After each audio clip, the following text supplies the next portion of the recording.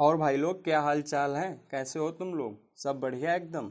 मैं आपके लिए लेके आ गया हूँ टू स्टोरीज अबाउट फ्लाइंग का second part, the black aeroplane, जिसकी आज हम देखेंगे समरी।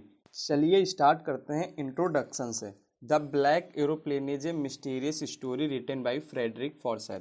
जो ब्लैक एरोप्लेन एक रहस्यमयी कहानी है जो फ्रेडरिक फॉर्सेथ के द्वारा लिखी हुई है। In this lesson the writer present us A glimpse of super natural world. इस लेसन में जो राइटर हैं प्रेजेंट करते हैं सुपर नेचुरल वर्ल्ड के बारे में, जिसकी झलक दिखाते हैं। उसके बाद देखते हैं description. This is a story about A pilot.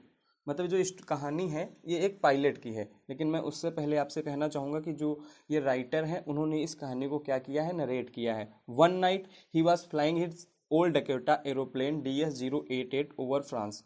Plane का नाम याद रखेंगे, डकोटा एरोप्लेन DS-088, जो फ्रांस के ऊपर उड़ रहा था। DS-088 का मतलब है जब कंट्रोल सेंटर से बात की जाती है तो कोड दिया जाता है, उस कोड का नाम है DS-088, जो फ्रांस के ऊपर उड़ रहा था। फिर आगे चलते हैं। He was going to England, और जा कहाँ रहा था? इंग्लैंड जा रहा था। He wish to spend his holiday with his family, उनकी इच्छा यह थी कि अपनी जो छुट्टियां अपने परिवार के साथ वो बिताएं। At about 1:30 in the morning he contact the Paris control centre. उन्होंने 1:30 पे उन्होंने मॉर्निंग में क्या किया, कंटेक्ट किया। कहाँ पे? पेरिस कंट्रोल सेंटर पे। They told him to turn 12 degrees west, और उन्होंने बताया कि आप 12 डिग्री वेस्ट की तरफ घुमा लीजिए। When he was 150 kilometre from Paris, जब वो 150 किलोमीटर लगभग पेरिस से चले गए, ही सडनली सा huge black clouds in the front of him. उन्होंने क्या देखा अचानक से कि एक ब्लैक क्लाउड यानी काले बादल जो है उनकी तरफ थे। He decided to take the risk and flew his plane right into the clouds. तो उन्होंने क्या डिसाइड किया, हम यहाँ पे रिस्क लेंगे, और उसके अंदर उन्होंने क्या प्लेन कर दिया, अंदर कर दिया। As he enter the cloud, जैसे ही उन्होंने इंटर किया बादल में, he found that he was his compass radio and other instrument had कीज टू वर्क। जैसे उनके पास उन्होंने क्या देखा कि उनके compass, radio and other instrument जो थे वो वर्क करना बंद कर दिए। सडनली ही सा ए ब्लैक एरोप्लेन नियर हिम। अचानक से उन्होंने क्या देखा कि उनके पास एक काला एरोप्लेन जो था उनके पास आ गया। The pilot of the strange plane waved him, और जो एक विचित्र सा प्लेन उनके पास आया था उसमें से जो पायलट था उनकी तरफ क्या किया, वेव किया।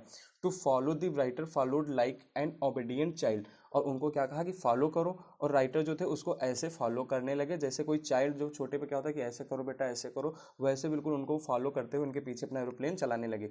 He was worried because the fuel in the tank could lost only 5 और 10 मिनट्स। वो बहुत ही चिंतित थे क्योंकि उनका जो ईंधन था वो खत्म होने वाला था लगभग 5 और 10 मिनट में। अच्छा, इस लाइन से देखेंगे क्योंकि उन्होंने क्या किया था, जब ब्लैक क्लाउड्स में उन्होंने इंटर किया था और उन्होंने रिस्क लिया था, तो रिस्क भी उन्होंने इसी वजह से लिया था क्योंकि उनका फ्यूल जो था वो खत्म होने वाला था। आगे देखते हैं।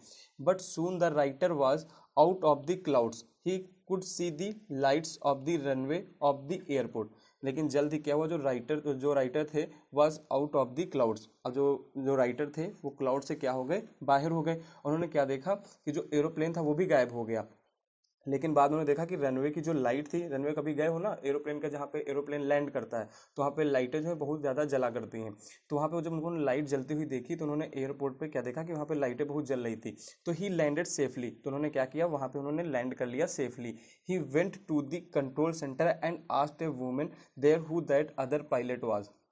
फिर वो कंट्रोल सेंटर गए, वहाँ पे उन्होंने एक वुमेन से पूछा कि क्या यहाँ पे कोई और भी पायलट था।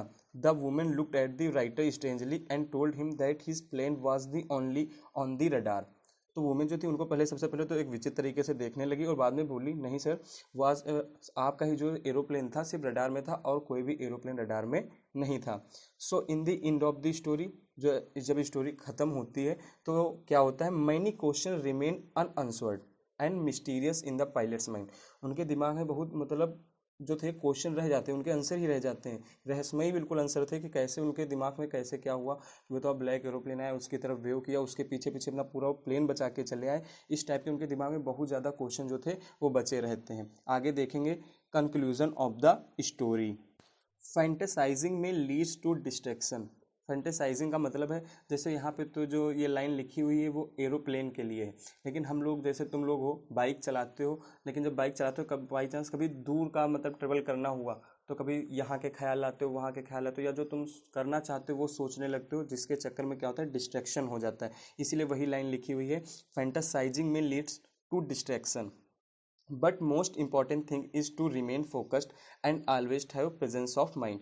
लेकिन जो मेन इंपॉर्टेंट चीज़ है वो रिमेन अपना फोकस रखना चाहिए। जब कभी बाइक चला रहे हो या कार चला रहे हो या कभी ट्रेवल कर रहे हो तो अपना फोकस रखना चाहिए, एंड ऑलवेज हो प्रेजेंस ऑफ माइंड। और अपना दिमाग जो है अपने बाइक पे, अपने एरोप्लेन पे, जहाँ पे भी हो अपना दिमाग लगा के काम करना चाहिए। जैसे राइटर का प्रेजेंस ऑफ माइंड पूरा दिमाग कहाँ कहाँ पे था, पूरा एरोप्लेन चलाने पे था। चलिए इसी के साथ हमारी जो स्टोरी है वो ख़त्म होती है। कैसी लगी कमेंट में बताइएगा ज़रूर। धन्यवाद।